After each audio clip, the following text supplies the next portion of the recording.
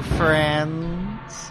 I am the man with no identity, the man formerly known as John Henderson. Welcome to the Theater of Thrills. Where have I been? I forgot to tell you. I've been on vacation. And I was hoping you could join me on a permanent vacation. We've been gone a long time. Tonight's episode is the Inner Sanctum, the Corridor of Doom. Enjoy.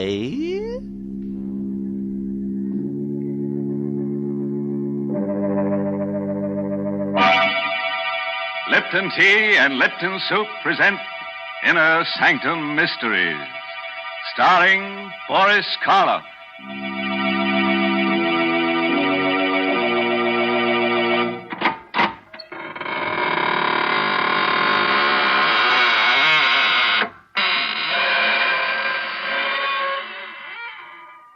Good evening, friends of the Inner Sanctum. This is your host. Welcome again through the squeaking door to another session of mystery, murder, and madness.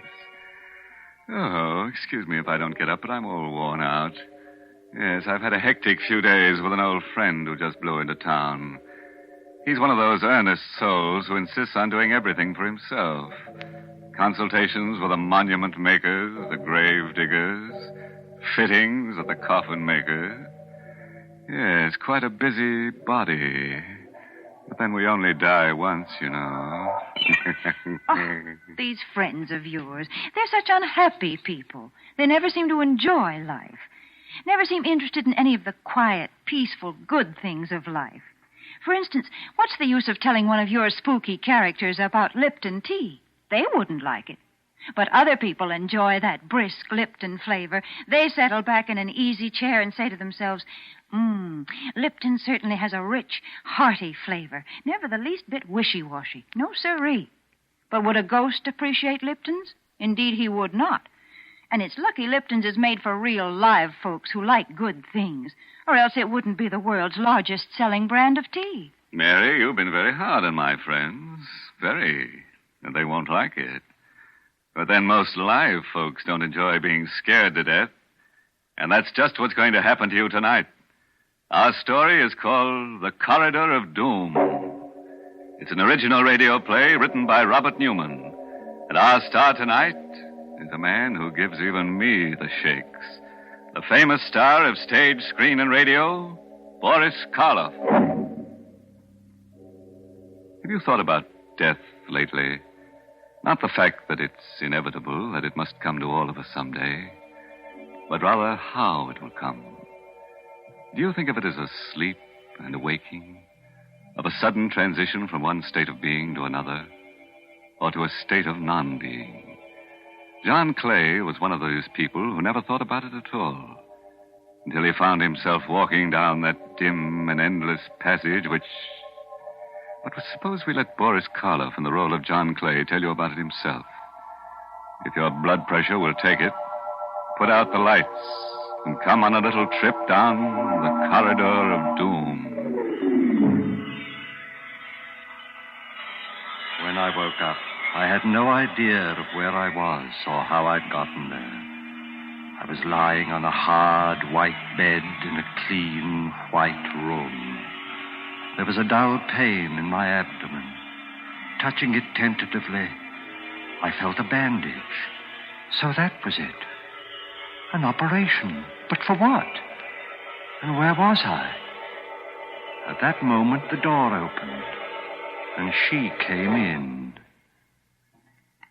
Good afternoon. Or is it evening? Whichever you prefer. It doesn't matter. My name's Clay. John Clay. Yes. And yours? You can call me Nada. Exactly. Where am I? In what hospital?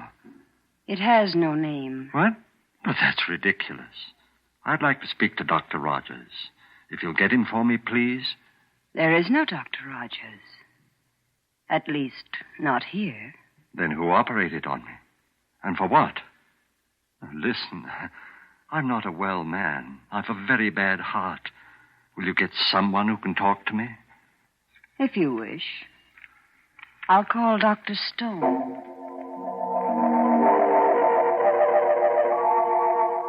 A chill crept through my bones. It wasn't cold.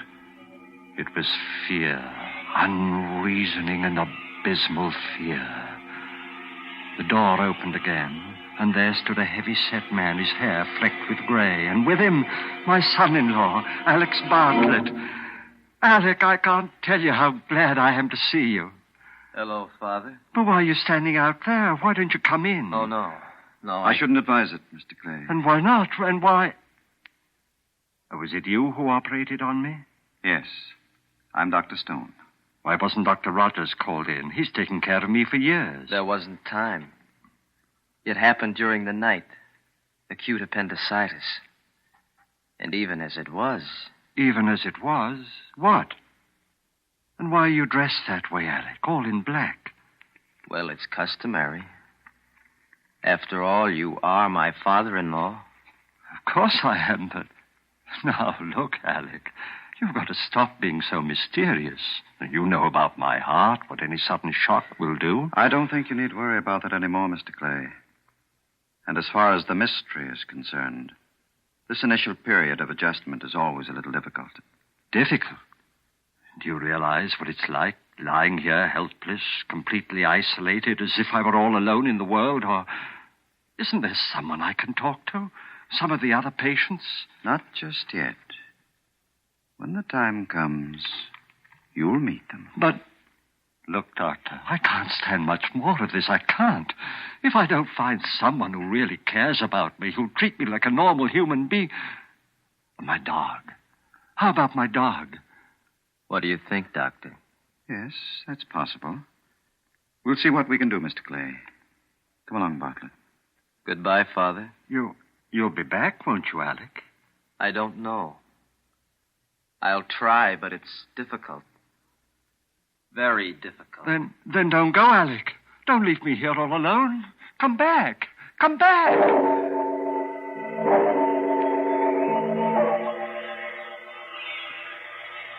I waited and watched and waited.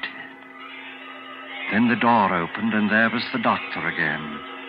There was a small, thin-faced man with him this time, wearing the white coat of an orderly and carrying a black box with a handle. My dog. You brought my dog. All right, Martin. Give it to him. Yes, sir. Here you are, sir. Thank heaven, now at least. Come on, Carrie. Come on, boy. Get up. Wake up. Why, what's the matter? Carrie. He's not asleep. He's dead. You wanted him, Mr. Clay. But why didn't you tell me? When did he die? How? How old was he? 11 and a half. Maybe 12. Pretty old for a dog. That's probably why he could come. What do you mean? What are you trying to do to me? Don't you realize I'm a sick man? Easy, Mr. I won't Clay. take it easy. I won't stay here another minute. I'm leaving right now. Sorry, but I don't think we can permit No, well, we'll see about that. You're getting yourself all upset for no reason, Mr. Clay, making it very difficult for the rest of us. Martin, Yes. you'd better let me have some of that bottle there. About 10 cc's. The red medicine? Yes. I don't want any medicine. I won't take it. Now, please, Mr. Clay. I won't, I tell you. No, I don't want the... It's awful. Salty. It tastes like... Yes. But I think you'll find that it will make things much easier for you. Very much easier. You're doping me up. That's what you're doing. Putting me to sleep. You think that when I wake up, I'll forget about everything. Yes, Mr. Clay. You'll forget about everything. Everything.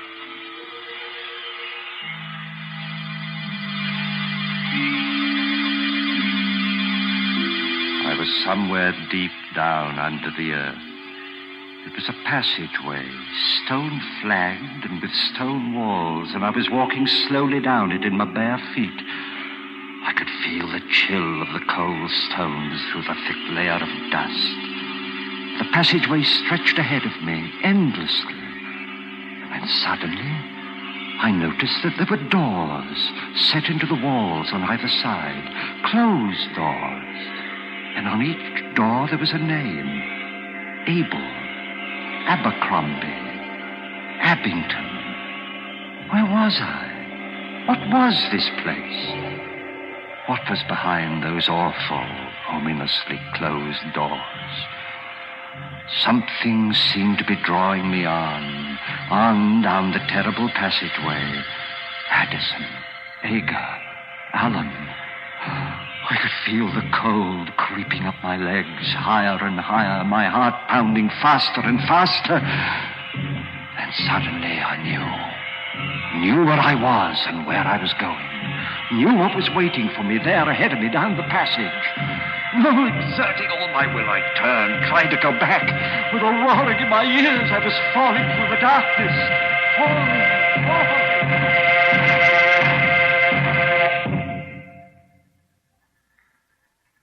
When I opened my eyes, I was in that cold, white room again, clutching the blankets with trembling hands.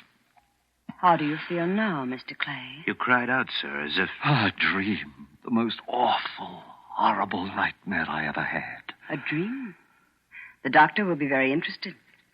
Would you care to tell me all about it? Oh, I don't even want to think about it. It was about your former life? Former life? Oh, I'm sorry. I shouldn't have said that. I meant... Here, where are you going? To get my clothes, to get out of here. I won't stay here But you another can't minute. go. You can't, Martin. Help me. Please, let go of me. Let go. Don't you realize that if I do stay here, if I dream that dream again... Listen. I was in a passageway.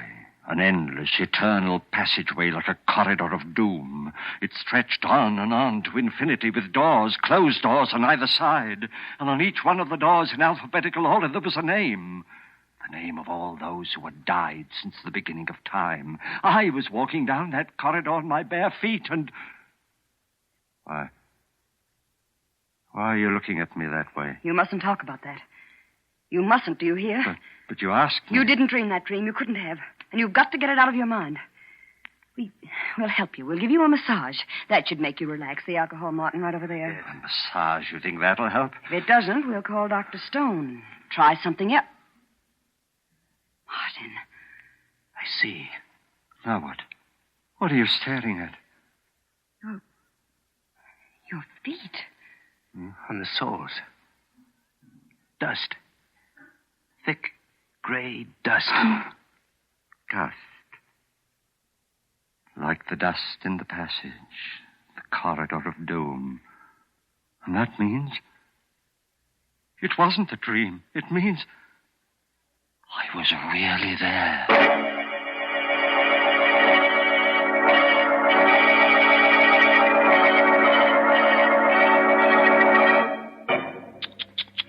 Dirty feet on those nice, clean sheets. No wonder our friend the nurse seemed so upset. Or was that the reason? Maybe she was just disappointed that he still hadn't told her about his operation. Yes, that always has them in stitches. Great big stitches. Like the ones they take in a shroud. Mr. Host, I'm afraid I just can't believe this story. I can't believe that it really happened. Is that so, Mary? Do you think Mr. Clay got that gray dust in his feet because he has feet of clay? Hmm? There you go again. Always looking on the discouraging side of things. I really do believe I'd rather talk to cheerful folk, like those nice young men and women who sang that new Lipton tea song when I was at the studio. Sing a song of Lipton's. Yes, that's the way people ought to feel about tea. Because, you know, when you're feeling discouraged or tired, there's nothing quite like that brisk flavor of Lipton tea to perk you up. Yes, brisk means that Lipton's is never wishy-washy. No, siree, as they say in the song. So when you've had a busy afternoon, or maybe when friends drop in for a little talk, pour yourself a cup of cheer with brisk-flavored Lipton tea. It's got a special flavor that always tastes like home. And it always tastes like more, too. Well, now I think it's about time to take another little walk. Yes, down the corridor of doom with our star, Boris Karloff. And by the way, don't be concerned about getting too tired, because you'll only have to walk one way. That's the nice part of a trip like that. You don't have to worry about coming back. I lay there, staring down at my feet. No, it had not been a dream. For there, on my feet, was the thick, heavy dust from the corridor of doom. I had been there, walking down its awful silence, not in my mind, but in the flesh. My heart clenched like an icy fist that I threw the blankets aside, started to get up. Mr. Clay, what are you doing? Where are you going? Let me go. But you can't get up. You can't leave. Oh, here. let me go. Martin, quick, help me. Please, Mr. Clay. Oh, for heaven's sake, let me go. Don't you realize what this means? If it wasn't a dream, and if I stay here, go down to that horrible place We've again... got to make him quiet down. Some more of that medicine, Martin. Another 10 cc. Right. Oh, no, no more of that. It's Here, Mr. Clay. You must take it. You must. It will make you sleep. Sleep so soundly that you won't be able to go down there again. No, but... All right. Give it to me. You stay here, Martin. I'll go get Dr. Stone and tell him. Better, Mr. Clay? I don't know. Color. Dark red. Taste. It's like... Yes, I know. And it makes me sleepy. My eyes get heavy and... Have you been here for a long time, Martin? No, not long. What is it like outside of this room? It's strange. Like no place else. And the other patients, what are they like? They're strange, too. Listen, Martin.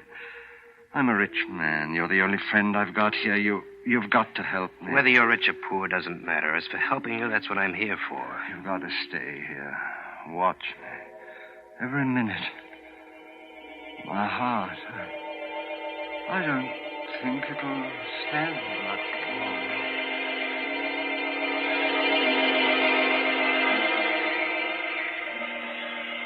My first sensation was one of cold, numbing cold, creeping up my limbs. I reached for the blankets, couldn't find them. Then I opened my eyes, and I was there again, back there in that awful endless passage, that corridor of doom. The same stone wall, stone floor, covered with a thick layer of dust. The same doors with a name on each one, on both sides of me. But now I was up to the bees. That one there, Barbara, next to it, Babbitt, and then Backer. I tried to cry out, but I couldn't utter a sound. I tried to stop, check myself. My muscles didn't respond. Slowly, heavily, I continued walking on down that endless passage. Past Badger, Baffin, Bagley, past the bees and towards the seas. Towards a door with my name on it. My heart pulsed, pounding with terror. My breath rasped in my throat. Convulsively, I clutched at the walls, forced myself completely around. Then, as if I were fighting against a roaring gale, I drove myself back. One step I took, 2, 3, and I stumbled and was falling again. Falling through darkness, complete, absolute, unending.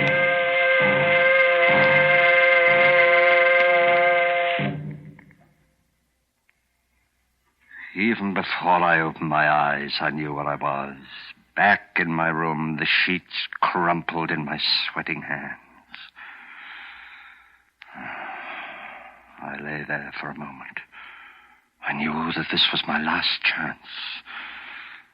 I knew where I was. Back in my room, the sheets crumpled in my sweating hands. Slipped out of bed, tiptoed to the door of the room, opened it a crack, and peered out, a hospital corridor. And sitting at a desk halfway down it, the nurse. Could I slip past her? Then on a table next to the door, I saw the telephone. A telephone! Now I could get help, reach someone who would save me, take me out of this place. Picking it up quietly, I dialed my daughter's number, Alec Bartlett's wife.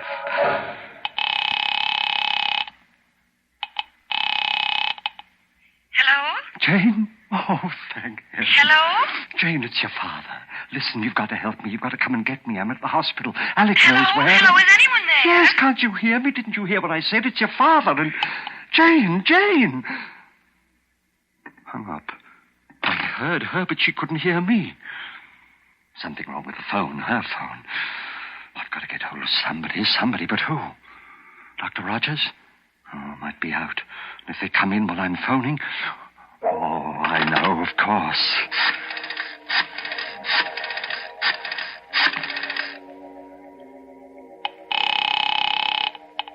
Police headquarters, Ryan speaking. Hello, police. This is John Clay of Riverside Road. I'm at the hospital. I don't know where. Hello? But... Can't you hear me, officer? For heaven's sake, listen. It's a matter of life and death. John Clay at a hospital. My son-in-law, Alec Bartlett, can tell you where. Hello? Officer, listen. Don't hang up. Oh, Don't. nuts. Officer, hello. Anything the matter, Mr. Clay? Dr. Stone, your telephone, there's something wrong with it. No, Mr. Clay. There's nothing wrong. Not with the telephone. But I tried to make 2 calls. 2 different numbers, and... I know. And you should have known. Nurse, orderly. Should have known what? Why couldn't they hear me when I could hear them? Why? Yes, Dr. Stone? Will you put Mr. Clay back into bed? No. I'm awfully sorry, sir. I only went out for a minute. Come on, Mr. Clay. No, please. leave me alone, please. Mr. Let Clay, go. No. No use struggling. You know that, don't you? Yes, I know.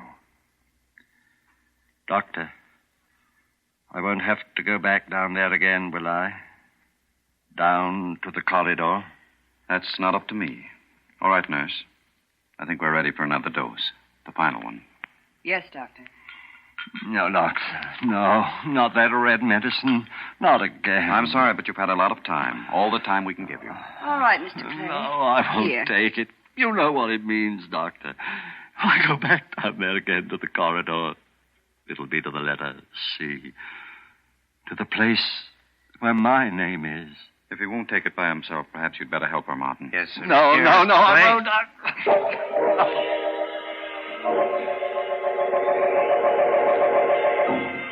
Again, I knew where I was before I opened my eyes. I could feel the dust under my bare feet, and through the dust, the biting chill of the cold stones. I was there, back in the corridor, walking down its silent length past the blank, closed doors. For the names on the doors, now they were all C's. Cabot, Cadden, Cahoon. On I walked, the beating of my heart, the pounding of my pulse loud in my ears. On down the passage, no longer even trying to fight against what I knew was inevitable. On past Cameron, Chelsea, Chiswick, and then, suddenly, terribly, one door. A door with my name on it, gaping, waiting for me. I tried to stop, to turn, but my legs carried me forward. I was but 2 doors away. I could see into it now, see that it contained nothing. Absolutely nothing, not even a coffin. Just stone walls and a flat stone slab. I was turning to step over the threshold. I made a last convulsive effort. Merciful heavens, help me! Save me!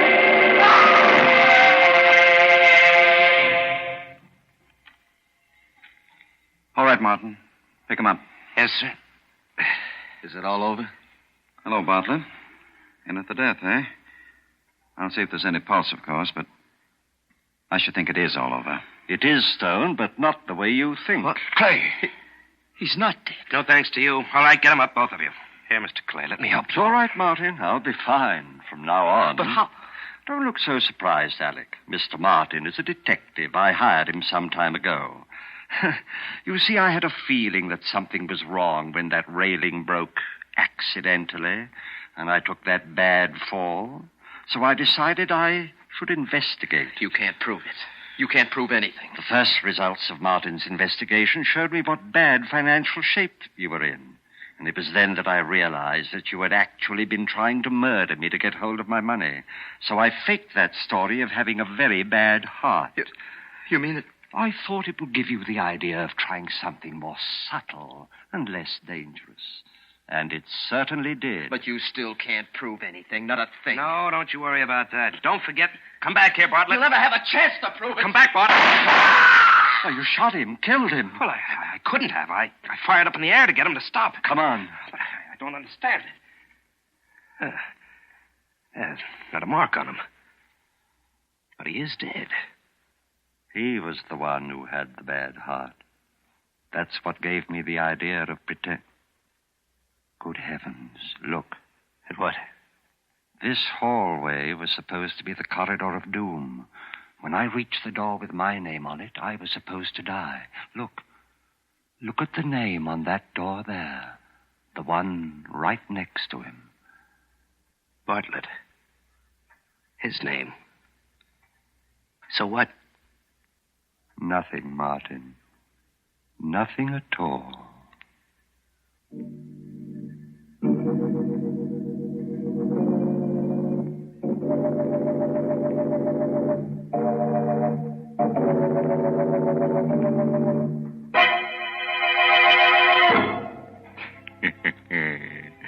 Now, where do you think old Dr. Stone got the idea for that little alphabetical graveyard? That's right, from me. Huh? You don't believe me? Then come on home with me tonight, and I'll show you the one in the cellar of my house. What's more, I'll show you a door and a neat stone slab with your name on it. Nonsense, Mr. Host. Mr. Clay just explained that the whole thing was a hoax. And I'm not going to sit here and hear you say otherwise. Well, then don't sit. Stand up and we'll take a walk, Mary Bennett. Yes, back to your name. Back to the B's. Baker, Bartlett, Bennett. You don't scare me. Yeah? Well, how would you like it if we went to the L's and found a door marked Lipton? Oh, why, that's fine. Inside, we'd find a wonderful, friendly beverage, Lipton's, the tea with the brisk flavor, the tea that's welcome at all hours of the day. Yes, the largest selling brand of tea in the whole world, Lipton tea.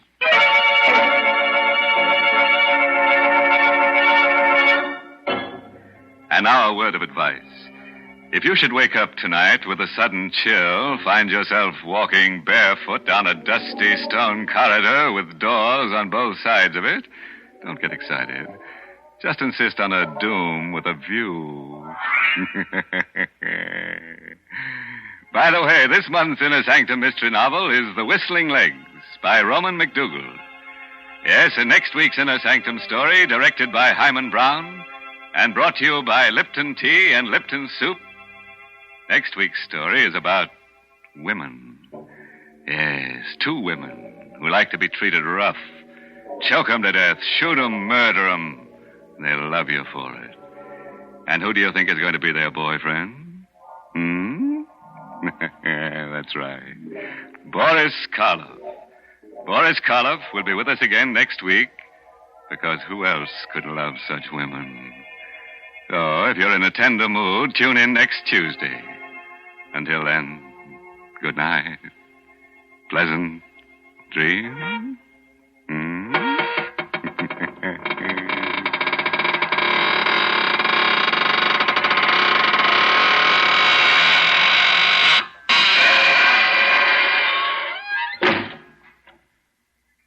Folks, it's wonderful how quick and easy cooking can be these days. I guess some of you remember when it used to take half a day to make a pot of chicken noodle soup. But now we have Lipton's Noodle Soup Mix. You might say Lipton's takes no time at all to prepare, and yet it has a fresh cooked chickeny taste, a real old-fashioned homemade flavor. Yes, and it's brimful of tender golden egg noodles. Lipton's is grand for quick meals, and it's also a perfect beginning for the most elaborate dinner. So don't forget to serve Lipton's Noodle Soup. And don't forget to tune in next Tuesday night for another Inner Sanctum mystery.